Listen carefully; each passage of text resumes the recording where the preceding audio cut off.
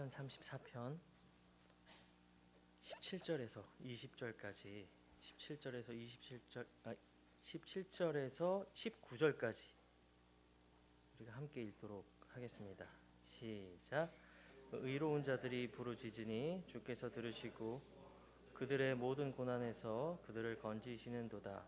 주께서는 상한 마음을 가진 자들에게 가까이 계시며 통회하는 영을 가진 자들을 구원하시는도다.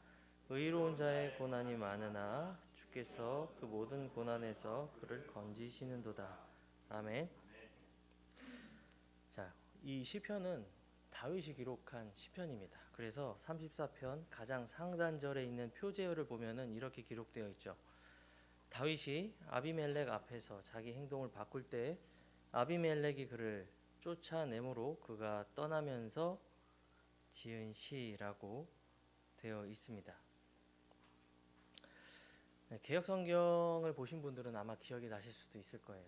거기에는 이렇게 기록되어 있던 것 같아요. 아비멜렉 앞에서 미친 채 하다가 쫓겨나서 지은 시, 이렇게 되어 있습니다. 번역은 어떨지 모르겠는데 뭔가 이렇게 확 잘 와닿게 이렇게 표제어가 번역되어 있던 기억이 납니다. 자, 오늘 시편 34편은 다윗이 기록했습니다. 그런데 그냥 기록한 것이 아니라 어떤 특정 사건, 특정 상황에서 어떤 일들을 겪었기 때문에 그것을 이유로 34편의 시편을 이렇게 기록을 하게 됐습니다. 그래서 우리가 오늘 또 하나의 본문을 읽고자 하는데요. 사무엘기상입니다. 사무엘기상 본문 우리가 여기 책갈피에 두시고 사무엘상 한번 찾아보도록 하겠습니다.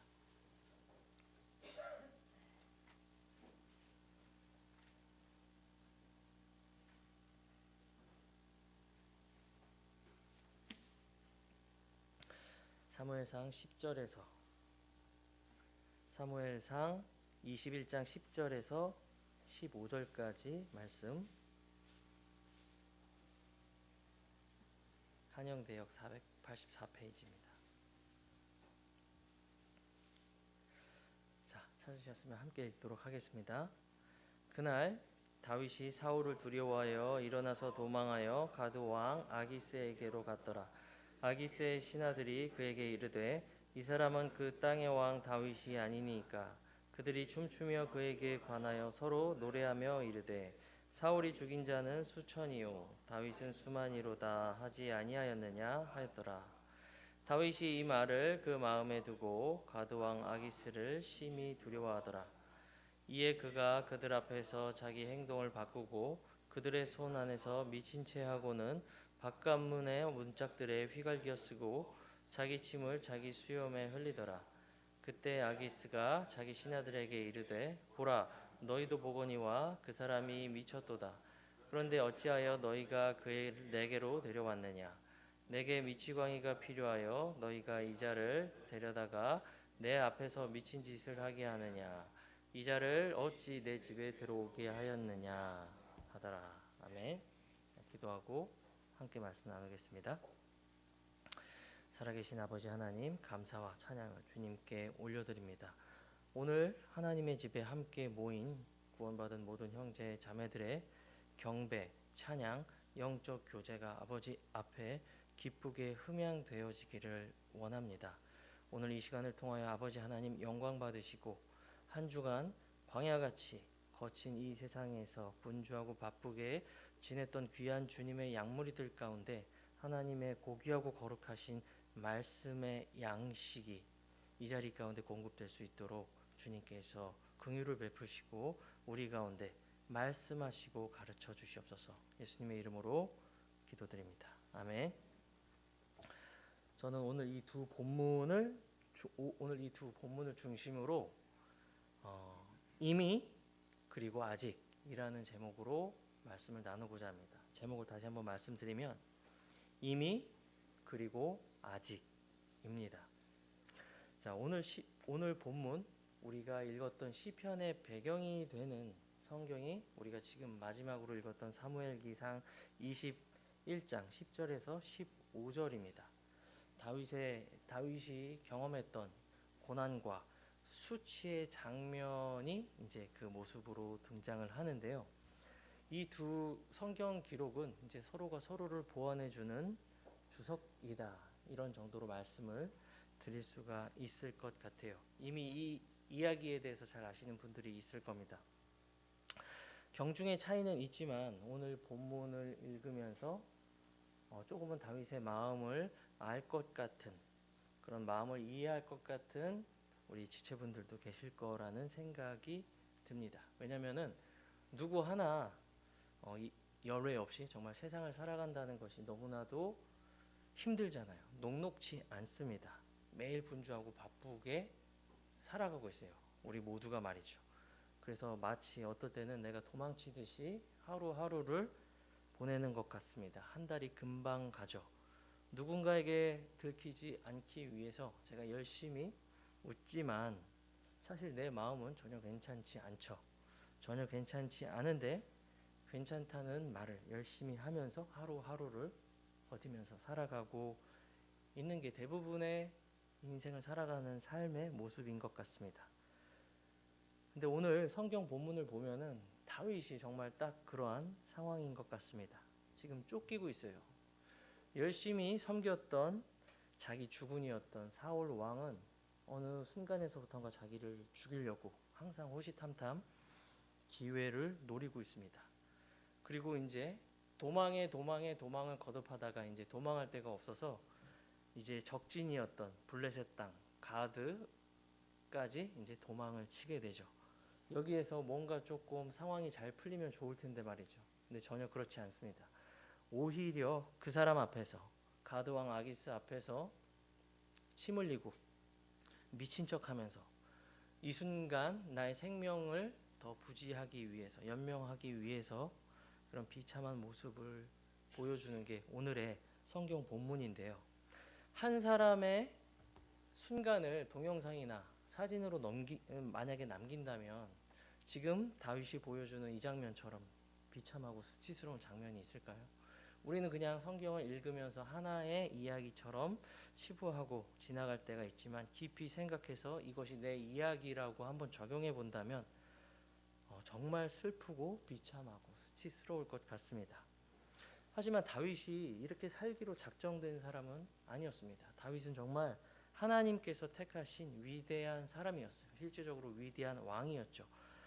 이미 왕의 대관식을 치르기 이전에 젊은 시절에 이미 예언자 사무엘을 통해서 기름 부음을 받고 하나님으로부터 왕으로 낙점된 사람이 바로 다윗이었습니다.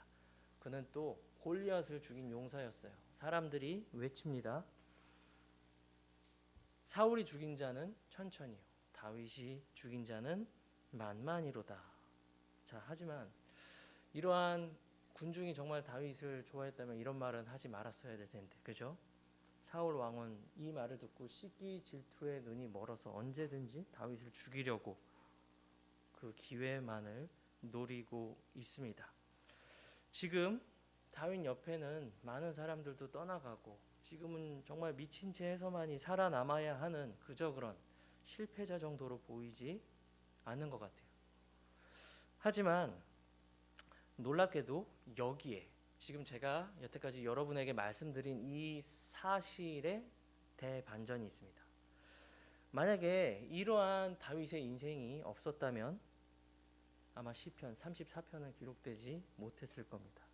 그리고 시편 34편으로부터 많은 위로와 격려를 얻었던 교회사에 존재했던 많은 믿음의 선진들도 존재하지 않았을 거예요. 그리고 오늘 제가 여러분들과 말씀을 나누기 위해서 정했던 이 시편 34편의 본문도 설교 본문으로 정하지 못했을 것입니다. 자, 이렇게 한 인간의 인생에서 역사하셔서 어떻게 그 사람을 일으키고 역사하시는지 보여주는 말씀이 바로 시편 34편입니다. 그리고 이 시편은 대대로 교회에게 이런 교훈들을 전해준다 하는 시편으로서 회중들에게 전했던 지혜와 교훈의 말씀이기도 합니다. 자, 그 교훈 중 몇 가지를 제가 오늘 여러분과 함께 나누고자 하는데요. 첫 번째는 이미 기름 부음을 받았지만 영광은 아직 오지 않았다입니다. 자, 이 첫 번째 대지를 간략하게 줄인 것이 제가 오늘 전체 정한 말씀의 제목입니다. 기억하시죠? 이미 그리고 아직. 이미 기름 부음을 받았지만 아직 영광이 오지 않았습니다. 다윗은 젊은 시절에 하나님께 기름 부음을 받았어요. 이것은 다윗의 삶에 있어서 정말 특권이었고 정말 앞으로 나아가는 데 있어서도 굉장히 큰 동기부여와 성장 동력이었습니다. 하지만 오늘 우리가 읽은 본문에 의하면 현실은 과거의 그런 특권적인 기억과는 관계없이 너무나도 비참합니다. 하나님께 택함을 받았지만 아무런 영광도 보지 못하고 있습니다. 자, 여기까지 이야기하면은 우리는 우리 마음속에서 누군가가 떠올라야 됩니다. 바로 우리의 구원자 되시는 주 예수 그리스도시죠. 예수님은 육체를 입고 초림하셨을 때 종의 모습으로 오셔서 고난 당하셨습니다. 그렇다고 해서 그분이 왕이 아닌 것은 결단코 아니죠. 그분은 고난받는 왕이셨습니다. 고난받는 메시아였습니다. 사람들에게 멸시받고 십자가에 죽으시기까지 자신을 복종하셨습니다. 하지만 여러분 잘 알고 계시죠? 오직 주님께서 걸어가신 그 길만이 지상재림과 메시아 왕국에서 실제적인 왕의 대관식에 입성할 수 있는 유일한 방법이라는 것을 우리는 성경의 처음과 마지막을 보면 알 수가 있습니다. 자, 도무지 이해할 수 없지만 이 법칙은 오늘날 우리에게도 그대로 적용된다는 것을 볼 수 있습니다. 여러분 지금 다 구원받고 침례받았기 때문에 이 자리에 앉아 계시죠. 이것은 여러분의 임의입니다. 하지만 여러분, 지금 여러분의 몸이 영화롭게 되셨습니까? 하루 24시간 잠을 안 자고 일주일을 버텨도 몸이 쌩쌩하거나 그러지는 않으시죠? 자, 왜냐하면 우리의 몸은 아직 영화롭게 되지 않았기 때문입니다. 그것이 바로 우리의 아직입니다. 왜 우리는 수요 예배 때마다 모여서 아픈 지체들의 이름을 불러가면서 기도해야 되죠? 그리고 왜 매일 주보 뒷면에는 믿음의 기도를 부탁하면서 기도가 시급한 이제 투병하는 우리 지체들의 이름들이 등장합니다. 왜 그렇습니까? 우리는 이미 그리고 아직 이 팽팽한 두 지점 사이에서 이 육체 안에서 신음하면서 살아가는 존재들이기 때문입니다. 누구도 여기에서 열외가 될 수가 없죠. 사람들은 구원받고 나서 이런 질문을 합니다. 왜 나에게 이런 어려운 일이 닥치지? 하나님께서 나를 구원해 주셨는데 왜 내 삶은 이 모양이지? 라고 묻는 사람들이 있습니다. 하지만 성경이 말씀하고 있는 전체 사상과 그리고 교회의 역사 동안 존재했던 우리 믿음의 모든 선진들의 간증과 고백으로 저는 이렇게 대답해 드릴 수 있을 것 같아요. 우리가 지금 고난받고 있다는 사실이 하나님의 약속이 무효가 되거나 아니면 하나님이 그 약속을 지킬 수 있는 능력이 없어졌다는 것을 의미하지 않으셨습니다. 자, 하나님께서 다윗을 버리셨습니까? 하나님께서 다윗을 버리지 않으셨습니다. 시편 23편을 보면은 다윗의 시대로 하나님께서 그의 목자가 되어 주셔서 주의 지팡이와 막대기로 그를 안위하시고 푸른 초장으로 인도해 주시고 쉴 만한 물가로 인도해 주셨습니다. 비록 오랜 시간이 걸리긴 했지만 기름 부음 받은 후 수십 년이 지나서 다윗은 하나님이 약속하신 대로 12지파를 다스리는 위대한 이스라엘의 왕이 됩니다. 자, 하나님께서 그리스도를 버리셨습니까? 그렇지 않죠. 하나님께서는 예수 그리스도를 모든 통치자, 주와 그리스도로 삼으셨습니다. 모든 심판을 그분에게 맡기셨고 모든 왕국의 통치를 그분에게 맡기셨습니다. 우리 삶 속에서도 저와 여러분의 삶 속에서도 성경이 말씀하는 바와 마찬가지로 다윗에게 하셨던 것처럼 그리고 그리스도께 하셨던 것처럼 하나님의 때와 방법대로 우리에게 이루실 것입니다. 요한일서 3장 2절은 이렇게 말씀하고 있습니다. 사랑하는 자들아, 이제 우리가 하나님의 아들들이니 우리가 앞으로 어떻게 될지는 아직 나타나지 아니하였으나 그분께서 나타나실 때에 우리가 그분과 같게 될 것을 아노니 이는 우리가 그분이 계신 그대로 볼 것이기 때문이라고 말씀하고 있습니다. 바로 이것이 이미 그리고 아직 이 두 지점 사이에서 우리가 긴장하면서 살아가고 있는 그 의미라고 말씀드릴 수가 있을 것입니다. 자, 첫 번째 교훈은 이것이었죠. 우리는 이미 그리고 아직 당도하거나 성취되지 않은 장래 사이에서 투쟁하면서 살아가고 있습니다. 그때마다 하나님이 큰 힘과 도우심을 주시지만 말이죠. 자, 두 번째 교훈은 하나님께서 우리에게 상한 마음을 요구하신다는 것입니다. 자, 저는 여태까지 장황하게 다윗에 대해서 말씀드렸습니다. 다윗은 고생했습니다. 상처받았습니다. 누구라도 쉽게 살아가지 못할 인생을 다윗은 그 모든 것을 다 합친 것만큼 고생하면서 살았습니다. 자, 그게 어땠다는 건가요? 우리가 여기에서 멈춰 있다면 아무런 교훈을 얻지 못할 것입니다. 이미와 아직 사이에서 고통받는 것은 여기 앉아 있는 우리뿐만이 아닙니다. 다윗도 마찬가지였어요. 다윗은 젊은 나이에 기름 부음 받았습니다. 그런데 그의 통치권이 어디 있습니까? 그의 명령을 기다리고 있는 신하들은 어디 있죠? 어디에도 없습니다. 지금 그 위대한 왕은 그저 약속만 받았을 뿐 지금 침을 흘리고 벽에 휘갈겼으며 목숨을 구걸하는 너무나도 비참한 상태에 있습니다. 자, 이때 다윗이 어떠한 내면 상태로 하나님께 다가갔는지 우리가 바라볼 필요가 있다는 것이죠. 시편 34편을 보겠습니다.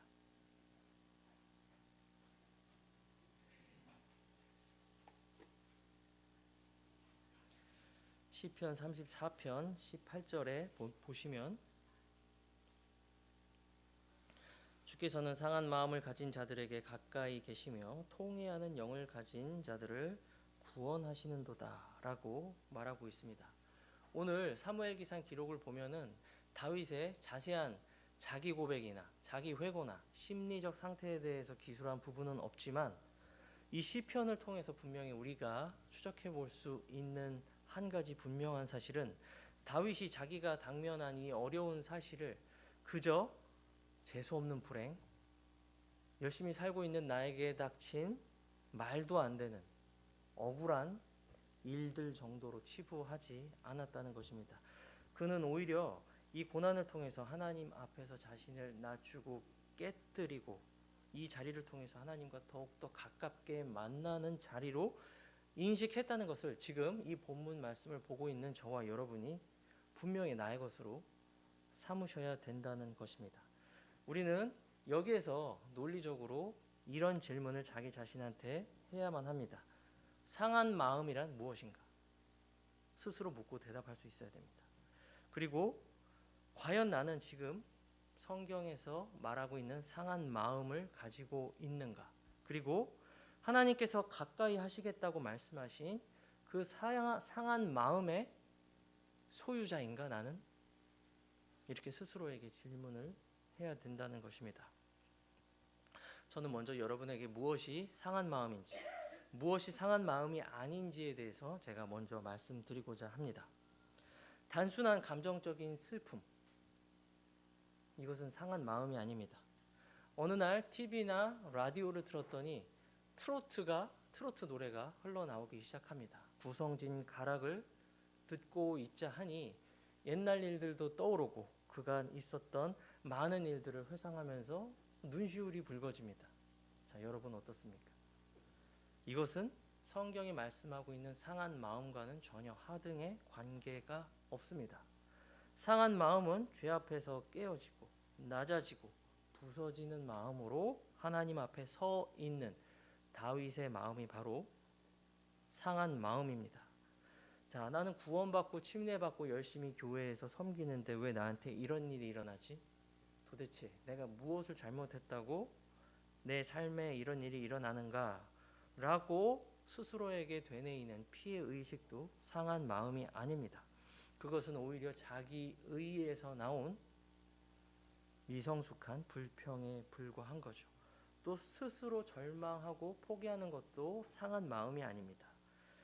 나의 이런 내면적 공허함을 외적인 종교 행위로 채우려는 것도 상한 마음이 아닙니다. 저는 지금 네 가지에 대해서 말씀드렸습니다. 제가 이것을 왜 여러분에게 자신 있게 말씀드릴 수 있냐면 오늘 비참함 가운데 있던 다윗은 이 네 가지 중에 그 어떤 것도 실천하지 않았다는 것입니다. 자, 그렇다면 무엇이 성경이 말씀하고 있는 진짜 상한 마음입니까? 자, 여기서 우리가 성경을 읽을 때 좋은 팁이 한 가지 있습니다. 시편 34편과 함께 읽을 수 있는 가장 좋은 다른 시편은 시편 51편입니다. 자, 보자면 시편 34편에서 다윗은 상한 마음에 대해서 고백을 합니다. 그리고 시편 51편에 가서도 다윗은 상한 마음과 통해하는 영에 대해서 언급을 합니다. 잘 알고 있다시피 다윗이 밧세바와 간음하고 그의 남편이었던 우리아를 잔혹하게 전쟁터 한복파로 보내서 살해한 이후에 하나님 앞에 죄를 자백했던 그 통렬한 회개의 고백이 바로 시편 51편입니다. 자, 그렇게 다윗이 하나님 앞에 회개하는 마음으로 나아갈 수 있었던 그 기반이 되는 기초가 바로 오늘 우리가 읽었던 시편 34편입니다. 시편 34편 18절에서는 이렇게 말하고 있습니다. 주께서는 상한 마음을 가진 자들에게 가까이 계시며 통회하는 영을 가진 자들을 구원하시는도다.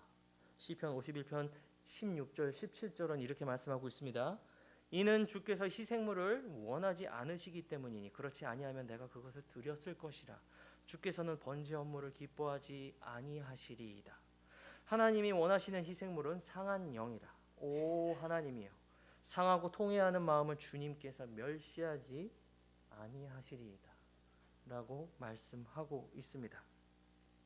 자, 여기서 우리는 다윗이 이 상한 마음을 어떻게 인식하고 있는지 알아야 합니다. 죄는 생물학적인 결함이 아닙니다. 원숭이로부터 사람으로 진화해 가는 과정에서 필연적으로 나타날 수밖에 없는 어떤 생물학적인 결함이 아니라는 것입니다. 동의하시죠? 우리는 하나님의 형상대로 지음을 받았고 하나님 앞에서 올바른 것을 행해야만 하는 도덕적 주체로 하나님의 형상을 투영받아서 만들어진 정말 위대한 창조물입니다. 그렇기 때문에 죄는 내 실수나 결함이나 어떤 그런 생물학적인 그런 결함이 아니라 죄는 하나님을 향해 내가 반역하는 것입니다. 영광스러운 하나님의 이름을 내가 더럽히는 것입니다. 영원토록 내 안에 기거하시는 성령님을 슬프게 해드리고 근심하게 해드리는 일입니다. 물론 다윗이 신약의 경륜에서 살고 있진 않았습니다. 그러나 분명한 것은 다윗이 인식하는 죄의 개념은 지금 제가 말씀드린 경륜을 초월한 이런 영적이고 도덕적인 인식을 분명히 가지고 있었다는 것입니다. 다윗은 죄 앞에서 깨져지고 낮아진 마음으로 서 있습니다. 우리가 그것을 어떻게 알 수 있느냐? 블레셋 군사들을 물리치고 온 다윗에 대해서 많은 군중들이 이렇게 노래를 부릅니다. 사울이 죽인 자는 수천이요 다윗은 수만이로다.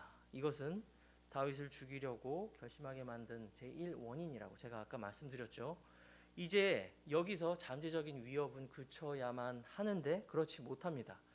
사울이 자기를 죽이려 하자 지금 적군 한가운데 있는 블레셋으로 피한 다윗은 가드왕 아기스의 신하들이 똑같은 말을 하는 것을 보게 됩니다. 자, 오늘 우리가 읽은 본문 사무엘상 21장 11절에서 다윗을 반대하던 신하들은 이렇게 말합니다. 아기스의 신하들이 그에게 이르되 이 사람은 그 땅의 왕 다윗이 아니니까. 그들이 춤추며 그에 관하여 서로 노래하며 이르되 사울이 죽인 자는 수천이요 다윗은 수만이로다. 자, 여러분이 다윗이라면 어떻게 하겠습니까? 내가 저 말 때문에 지금 죽음의 위기에서 벗어나지 못해서 여기까지 달려와서 목숨 부지하려고 도망왔는데 내가 여기서 또 죽겠구나. 자, 여러분 생각해 보세요. 특히 이 가드 땅은 다윗이 무림맷돌로 죽였던 골리앗의 출신지이기도 합니다. 여기서 다윗이 살아남을 확률은 더더욱 적습니다. 이때 다윗의 전략적 판단은 무엇입니까? 내가 수치스럽고 비참하고 해서는 안 될 일이지만 내가 침을 흘리고 벽에 갈겨 쓰더라도 내가 미친놈이 되어서 내가 지금 이 순간 목숨을 부지하고 여기서 내가 살아남아야 되겠다. 합리적인 논거죠. 그렇죠? 그렇게 해서 다윗은 자기 목숨을 부지해야 되겠습니다. 자, 이런 모습을 보이는 다윗은 살았다고 그저 기뻐할까요? 속없이. 다윗도 똑같은 사람이죠. 비참하고 수치스럽기는 우리나 다윗이나 매 한 가지일 것입니다. 이때 다윗은 오히려 이런 수치스러운 기억들을 통해서 경험하는 것이 있습니다. 그것은 바로 깨어지고 낮아지고 상한 마음의 상태로 돌아섰다는 것입니다. 이제는 하나님 한 분 외에는 도무지 어떤 다른 요소도 붙잡을 수 없는 환경이 되어 버렸습니다. 이것이 다윗이 말하는 상한 마음, 그리고 통회하는 영이라는 것이죠. 아까도 말씀드렸다시피 이 경험은 후에 다윗이 밧세바와 간음 사건 때 다시 그 상한 마음을 가지고 하나님 앞에 나아가서 하나님 앞에 통렬하게 회개하고 용서를 받는 원동력이 되기도 합니다. 물론 하나님의 징계가 그 다윗의 집을 떠나지는 않았지만 말이죠. 죄는 심각한 겁니다. 용서받을 수 있지만 그 징계가 박혔던 못자국에 그 못자국은 사라지지 않을 수 있다는 것입니다. 자, 이렇게 우리는 스스로를 돌아보면서 이미와 아직이라는 정말 이 힘든 시간을 사는 동안 우리가 하나님 앞에 상한 마음을 가지고 그분과 가까이 했던 어떤 다윗의 영적 상태, 다윗의 마음을 가지고 있는가에 대해서 우리가 스스로 돌아보면서 우리 스스로를 점검해 볼 필요가 있다는 것입니다. 자, 이것이 두 번째 교훈입니다. 첫 번째 교훈은 우리는 이미와 아직 그 사이를 살고 있습니다. 이것을 정확하게 인식해야 됩니다. 그렇지 않으면 우리는 그리스도인으로서 살아가면서 당면하게 되는 모든 고난과 어려움에 대해서 육신적이고 잘못된 해석을 하게 된다는 것입니다. 그리고 두 번째는 우리는 이미와 아직 그 사이를 살아가면서 하나님 앞에 올바른 마음, 받아들여지는 마음, 바로 상한 마음과 통회하는 영을 가지고 살아가야 된다는 것입니다. 자, 세 번째 교훈은 의로운 자도 고난을 받는다는 것입니다. 자, 우리가 시편 34편 19절을 제가 읽어드리겠습니다. 의로운 자의 고난이 많으나 주께서 그 모든 고난에서 그를 건지시는도다 라고 말씀을 하고 있습니다. 비슷한 말로 신약 경륜에서 사도 바울은 디모데후서 3장 12절에서 이렇게 말하죠. 참으로 그리스도 예수님 안에서 경건하게 살고자 하는 모든 자는 핍박을 받으리라. 자, 내가 예수님을 믿으면 내 통장 잔고가 가득해지고 내 몸은 건강해지고 내 배는 기름지고 내 얼굴빛은 건강해진다고 교리화시켜서 가르치고 있는 많은 메가처치, 많은 대형 교회들은 이 말씀 앞에서 성경 신학적으로 이것을 어떻게 해석할 것입니까? 정말로 허무한 말들이죠. 우리가 아무리 믿음이 좋아도 우리가 하루에 아무리 많은 시간을 기도에 바친다고 해도 우리가 그리스도인으로 겪어야 될 고난은 전혀 여러분을 피해가지 않습니다. 저는 세 번째 교훈이 의로운 자도 고난을 받습니다 라는 대지로 말씀드렸습니다. 그러나 여러분이 지금 누구나 알고 있는 그런 관점에서 바라보길 원치 않습니다. 저는 이것을 구원 신학적인 관점에서 여러분과 함께 나누고자 합니다. 우리는 과거에 믿음으로 의롭다함을 받았습니다. 자, 여러분 모두 그 시작을 갖고 계시죠. 여러분 다 예수 그리스도를 나의 구원자로 받아들이고 모셔드렸습니다. 그리고 침례받고 한 지역교회의 지체로 더해 주셨습니다. 근데 그게 우리 구원의 끝입니까? 그러면 모두 기독교의 참된 신앙은 우리 삶에서 완성되고 완전히 끝난 것입니까? 그렇지 않죠. 우리는 의롭게 된 것은 믿음의 시작일 뿐입니다. 이제 우리가 죽어서 하나님을 만나든지 아니면 살아서 새 몸을 입고 공중에서 주님을 만나든지 그 마지막 때까지 걸어야 될 구원의 길이 있는데 조직 신학에서는 이것을 성화라고 부릅니다.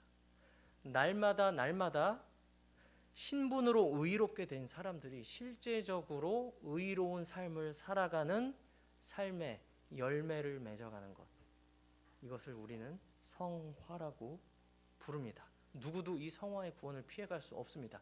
거짓으로 내가 신앙 고백을 하고 거짓으로 침례받고 내가 거짓으로 경배 드리는 그런 것들을 작정한 사람이 아닌 이상 우리는 이 성화라는 구원의 과정을 피할 수 없습니다. 자, 이것을 부인할 수 있는 성경교사나 신학자가 있을까요? 없을 것입니다. 그런데 제가 여러분에게 말씀드리고 싶은 것은 이 성화의 과정에서 하나님께서 우리를 연단하시거나 열매 맺는 성도로 성장시키기 위해서 사용하시는 여러 가지 도구 중에 하나가 바로 우리가 삶에서 당면하는 고난이라는 것입니다. 사람들은 이 세상에서는 고난을 불행한 것으로 생각합니다. 사실 솔직히 말씀드리면 저도 고난이 너무나도 싫습니다. 가끔 전화벨이 울릴 때면 가슴이 덜컹덜컹 할 때가 있습니다. 무소식이 희소식이라는 말이 맞는 것 같다 이런 생각을 할 때도 있습니다. 누구나 고난을 좋아하는 사람은 이 세상에 없을 것입니다. 그럼에도 불구하고 하나님께서는 구원받은 자신의 백성을 연단하고 정결케 하시기 위해서 고난이라는 수단을 사용하신다는 것입니다. 어떤 한 신실한 형제님이, 어떤 한 신실한 자매님이 성경을 펴고 십자가에 대한 주제로 성경 공부를 하기 시작합니다. 헬라어 원어를 연구하고 십자가라는 단어가 성경에 몇 번 등장하고 어디에서 어떤 용례로 사용되는지 열심히 공부합니다. 자, 그렇다면 그 형제가, 그 자매가 십자가에 대해서 완전히 배운 것입니까? 하나님께서는 거기서 멈추시지 않습니다. 그 신자로 하여금 하나님께서는 십자가의 의미를 완전하게 배우게 하시기 위해서 저와 여러분 누가 보기에도 전혀 사랑스럽지 않은 괴물 같은 사람 한 사람을 그 지체 옆으로 보내셔서 십자가를 배우게 하신다는 것입니다.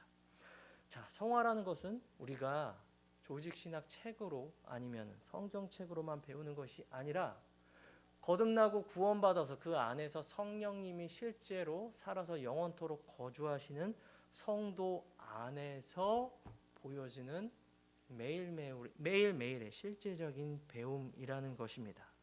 그리고 그 수단은 고난입니다. 그래서 여러분이 안경을 바꿔서 끼실 필요가 있습니다. 저도 마찬가지입니다. 왜 나에게 이런 일이? 머피의 법칙이다. 왜 하는 일마다 안 되지? 내 인생은 왜 이 모양이야? 다들 잘 되는데 왜 나만 뒤로 가는 것 같지? 라고 말하는 것이 아니라 성경 교리에 입각해서 하나님께서 나의 모든 삶 가운데 고난은 나를 열매 맺게 하기 위해서 내가 주님 만날 그날까지 그 아들의 형상을 닮아가기 위해서 이 고난을 수단으로 사용하신다 라고 여러분 마음속에 되뇌이고 계속 생각을 하셔야 된다는 것입니다. 비록 구약에 있는 시편 기자들은 이것에 대한 가르침이 분명하지 않았습니다. 우리보다 계시의 빛이 더 적은 시대를 살고 있었음이 분명합니다. 그럼에도 불구하고 시편 119편 67절에서 시인은 이렇게 고백합니다. 고난당하기 전에는 내가 길을 잃었으나 이제는 내가 주의 말씀을 지키나이다. 고난당하는 것이 내게 유익하오니 이로써 내가 주의 법규들을 배우게 되었습니다. 라고 고백을 하고 있다는 것입니다. 그 당시에는 설명할 수 없고 정의 내릴 수도 없는 고통과 어려움이 있었지만 시간이 지나 뒤를 돌아보니 이 고난이 내게 유익이 되었다는 것입니다. 자, 여러분 한번 여러분 인생에서 잠깐만 고개를 돌려서 뒤를 돌아서 한번 살펴보시길 바랍니다.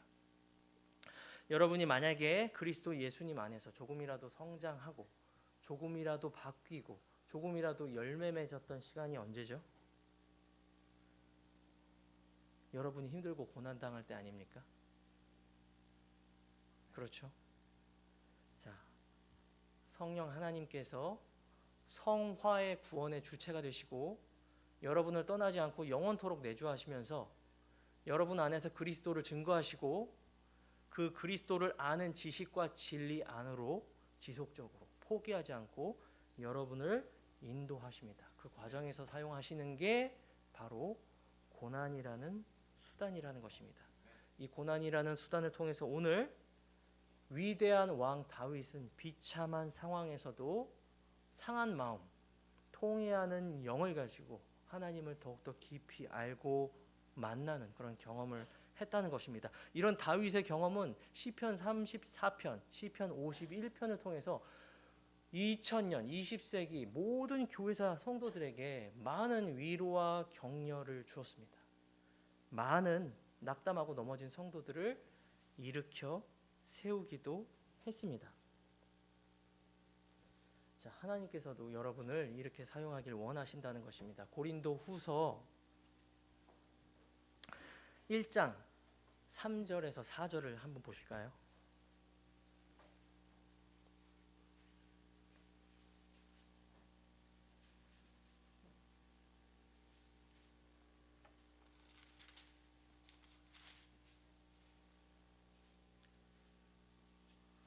자, 한번 같이 읽어보겠습니다. 시작. 하나님을 찬송할지어다. 그분은 우리 주 예수 그리스도의 아버지시요 긍휼의 아버지시요 모든 위로의 하나님이시며 그분께서 우리의 모든 환난 중에서 우리를 위로하시니 이것은 우리 스스로가 하나님께 위로받을 때 얻는 위로를 힘입어 우리가 어떤 어려움에 처한 자들이라도 능히 위로하게 하려 함이라. 자, 정확히 다윗에게 해당하는 말씀이라고 볼 수 있습니다. 자, 다윗이 당하는 모든 환난과 어려움으로 인하여 똑같이 환난 당한 자들을 위로합니다. 그가 기록한 시편 기록들을 통해 말이죠. 자, 여러분이 삶에서 이 성화의 과정 가운데 당하는 어려움이나 환난이나 슬픔들이 있습니까? 그렇다면 그것은 하나님께서 여러분의 그 어려움과 고난들을 사용하셔서 같은 고난 중에 있는 다른 성도들을 위로하고 세우기 위함이라는 것입니다. 자, 저는 마지막 교훈으로 결론을 맺고자 합니다. 자, 시편 34편 19절 보겠습니다.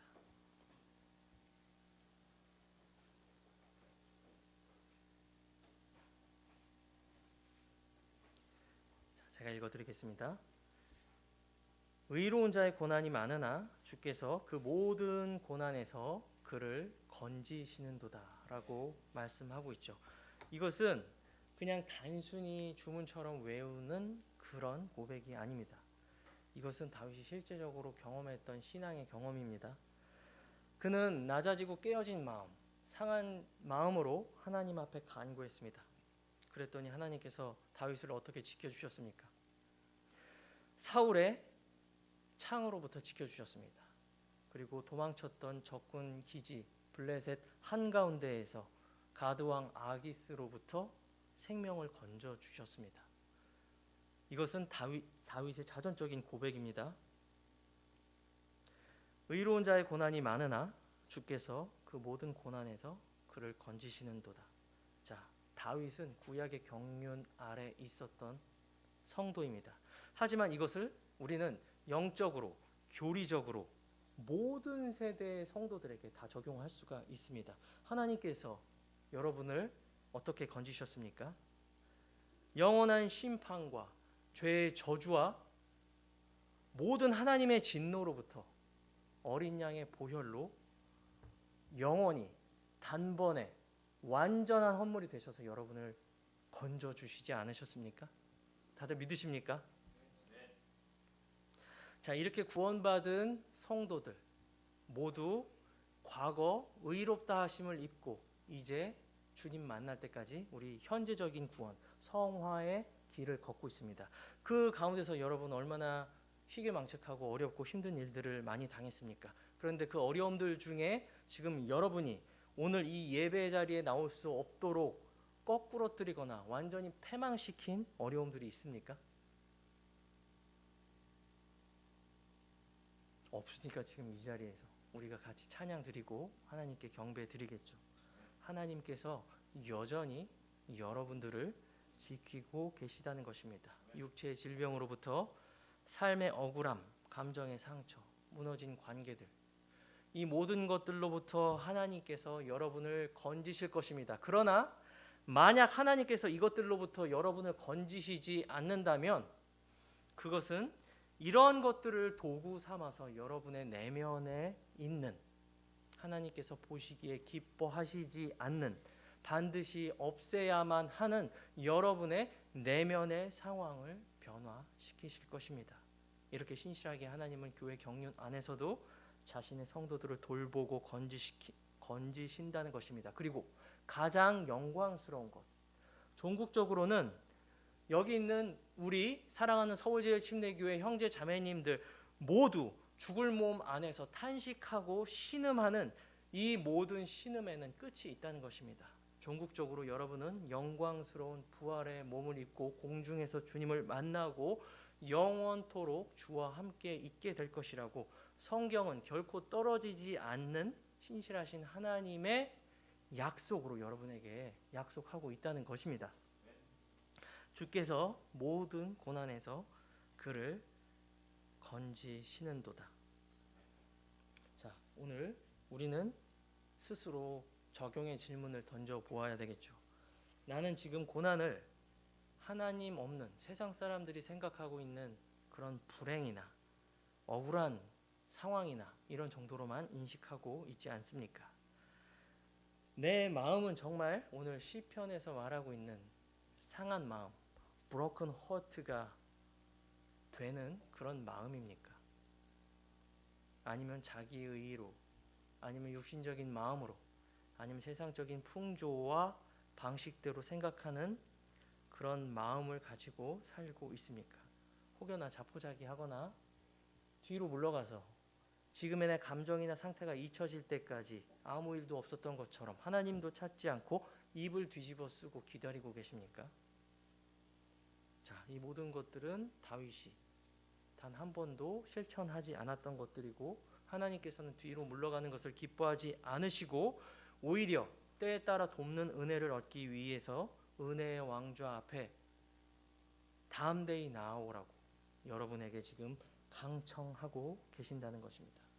자, 오늘의 말씀이 우리 사랑하는 형제 자매님들 모두에게 적용되고 세워지고 또한 이 말씀으로 승리하는 여러분이 되기를 바랍니다. 기도하겠습니다.